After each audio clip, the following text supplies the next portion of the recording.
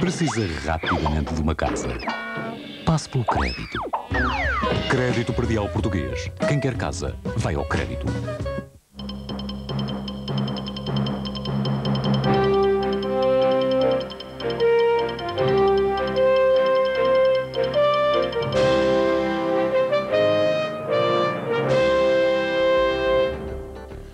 Boa noite. Um helicóptero despenhou-se sobre um stand de automóveis na Covilhã. Dos 3 ocupantes, 3 eram bombeiros que não sobreviveram ao acidente. Os primeiros problemas para as universidades que não reduziram as notas mínimas de acesso. Não há candidatos para todas as vagas.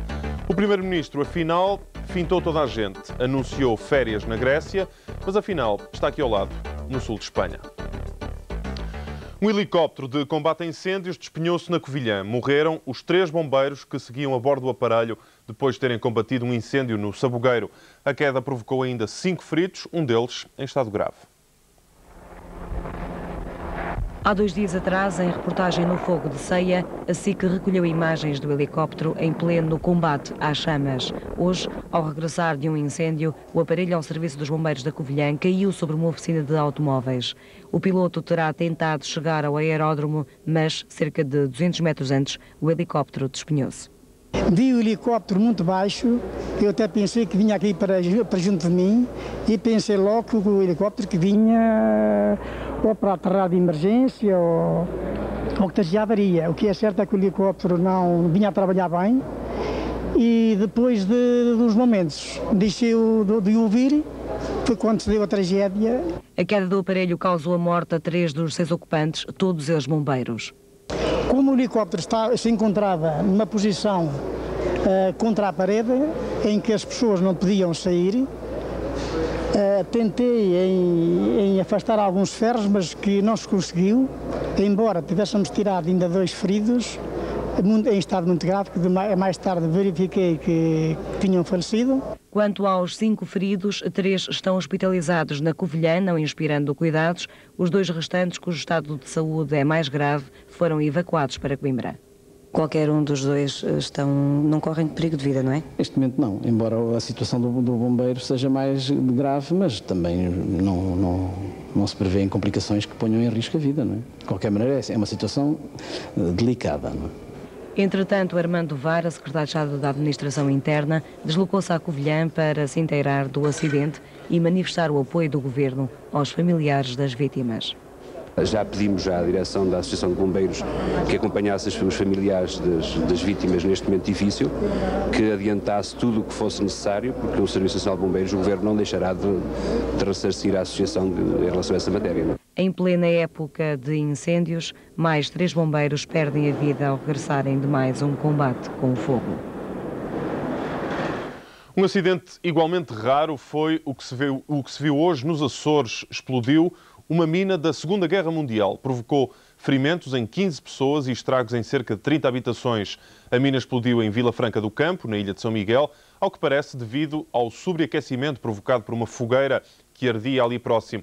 O mais espantoso é que a mina andava por ali há anos, mas a maioria dos habitantes julgava que era uma boia. A Proteção Civil admitiu que poderão existir outras minas espalhadas por várias localidades dos Açores. Diversas universidades e institutos politécnicos arriscam-se a ficar com muitas vagas por preencher no próximo ano letivo. São os estabelecimentos de ensino que até ao mês passado não reduziram a nota mínima de acesso.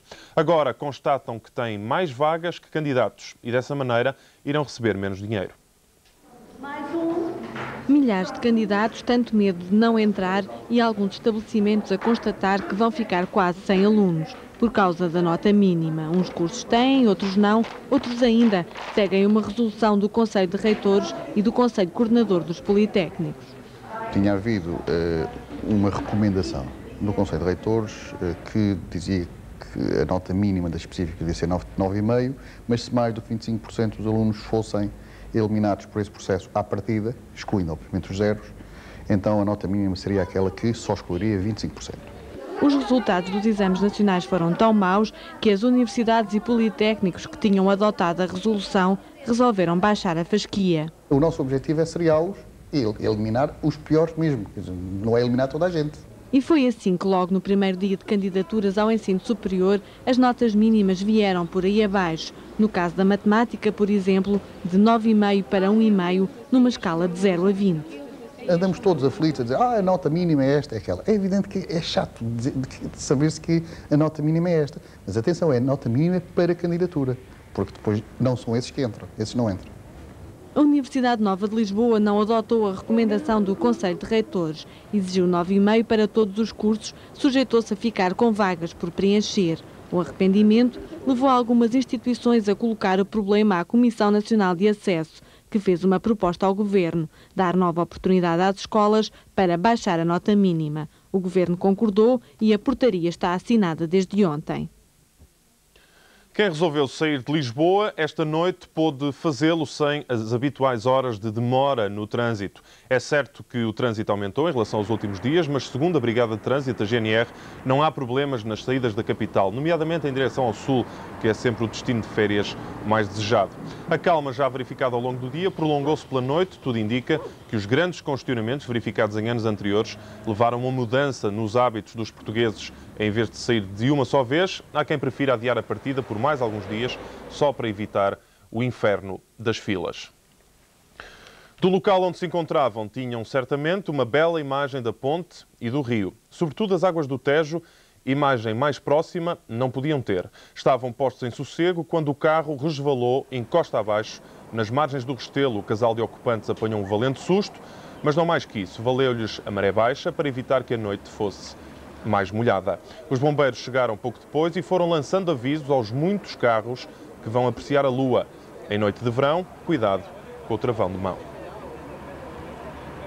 O Primeiro-Ministro decidiu alterar o seu destino de férias a meio da semana. A decisão foi tomada em família e o convite de uns amigos gregos foi trocado por uma viagem até Puerto de Santa Maria, nos arredores de Cádiz. Esta mudança de planos levanta preocupações ao governo espanhol, que já reforçou a segurança junto de António Guterres, pois que o Primeiro-Ministro está no país da ETA militar. Fica a menos de 300 km da algarvia Praia dos Tomates, mas pelos vistos é o local indicado para um Primeiro-Ministro descansar. António Guterres resolveu trocar a sua praia habitual pela pequena localidade de Puerto de Santa Maria, nos arredores de Cádiz. É lá que vai passar os seus 15 dias de férias. A decisão foi tomada a meio desta semana pela família Guterres, que acabou por desistir à última hora de um convite de uns amigos gregos. A ida para a Grécia já era demasiado conhecida e o Primeiro-Ministro acabou por escolher o sul de Espanha. Só que o destino também acabou por ser conhecido, um facto que não agradou ao Ministério do Interior espanhol. O governo de Madrid já destacou segurança especial para se juntar aos 3 guarda-costas que Guterres levou consigo para a Espanha. A ameaça de um atentado preocupa o governo de José María Aznar. O alerta é, aliás, generalizado em todas as praias espanholas, que desde ontem são alvo de medidas de segurança especiais. O ex-capitão nazi Erich Priebke está de novo na cadeia. Ontem, um tribunal militar de Roma considerou culpado do massacre de 1944, mas não foi determinada nenhuma pena de prisão. Na Alemanha, um tribunal que julga crimes de guerra pediu a extradição de Priebke, que teve de enfrentar uma sede de vingança à saída do tribunal italiano. Uma multidão em fúria depois de conhecida a sentença do Tribunal Militar de Roma. Os familiares das vítimas e os representantes da comunidade judaica nem queriam acreditar que Erich Priebke não vai cumprir pena. O descontentamento chegou até às mais altas hierarquias do Estado italiano. O primeiro-ministro Romano Prodi demonstrou o seu desagrado pelo veredicto ao homenagear as vítimas do massacre. O antigo capitão nazi foi considerado culpado de envolvimento no terrível massacre das Fossas Ardeatinas, no qual foram fuzilados mais de 300 italianos durante a Segunda Guerra Mundial. Mas o tribunal teve em conta as várias atenuantes e deixou-o sair em liberdade. Depois da leitura da sentença, ao fim da tarde de ontem, um antigo oficial nazi teve que esperar pela madrugada para conseguir sair do tribunal. Priebke regressou à prisão militar de Roma sob fortes medidas de segurança. Agora trata de esperar pela decisão do governo italiano sobre o pedido de extradição da Alemanha. Para tal, Bona precisa do consentimento da Argentina, o país onde o antigo SS vivia antes do julgamento. O governo de Buenos Aires já disse que não o aceita de volta. A morte de um guerrilheiro da Fatah está a gerar um profundo mal-estar na Palestina. Mahmoud Jumayal morreu esta semana com marcas que sugerem tortura da polícia palestiniana. O seu funeral transformou-se, por isso, numa enorme manifestação de protesto contra os abusos de autoridade no território da OLP. Uma das maiores manifestações de sempre no território sob controle palestiniano, mas desta feita sem gritos de morte a Israel. O governo e a polícia de Arafat foram postos em causa. O funeral transformou-se num desafio às autoridades palestinianas. Mais de 30 mil pessoas desfilaram pelas ruas de Nablus, fazendo do cadáver de Mahmoud Jumayal um estandarte contra Arafat. E até agora, 2 dias depois da morte de Jumayal, a OLP ainda não explicou a atuação das suas forças de segurança, apesar do caso ser claro. Jumayal tinha 26 anos e militava nos Falcões da Fatah, uma organização terrorista responsável pelo assassínio de alegados colaboradores das forças israelitas. Há 7 meses, Jumayal foi preso pelas forças de segurança palestinianas. Quarta-feira, deu entrada num hospital com marcas de queimaduras e traumatismo craniano, depois de mais um interrogatório pela polícia palestiniana. Nenhum responsável das forças de segurança foi detido pela morte do prisioneiro, apesar de Arafat ter classificado como conduta bárbara a atuação da polícia de Nablus. A informação regressa às 13 no primeiro jornal com o Nuno Santos e eu volto na segunda às 20. Boa noite, bom fim de semana.